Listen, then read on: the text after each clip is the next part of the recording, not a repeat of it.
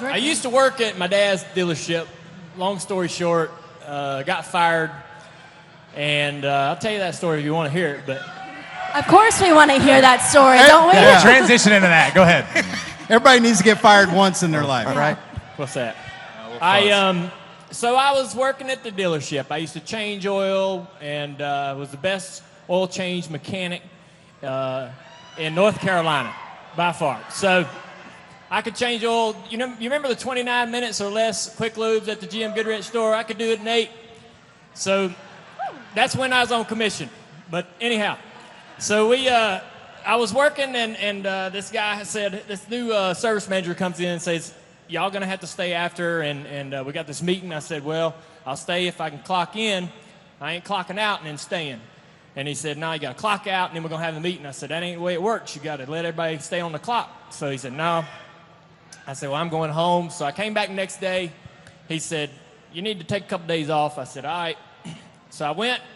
Now, I wasn't making a lot of money back then. I was probably taking home about $120 after taxes. And so it's a 45-minute drive home.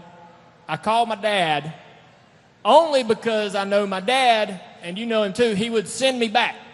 If I drove all the way home, he'd say, why are you here? Go back to work. Well, the guy sent me home.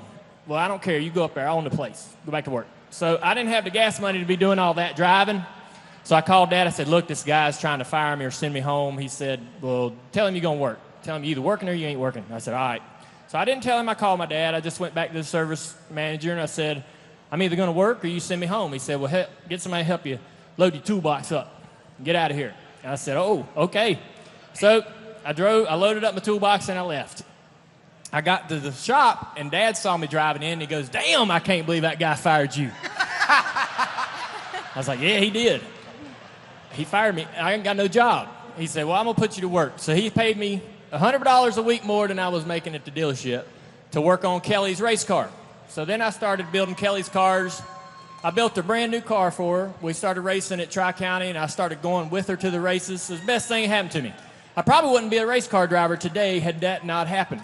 Man, so you getting fired led to you driving the car. Well, I actually got to work on one. So I learned how to build them and fix them, and we had a lot of fun. Me and Kelly would go race on Friday nights, and then I'd take my car and race it at the beach on Saturday night. So it was a good time. So when he came over there, I was in there working on Kelly's car. And that was great. I was sitting there working on my sister's car all day getting paid for it. It was freaking awesome.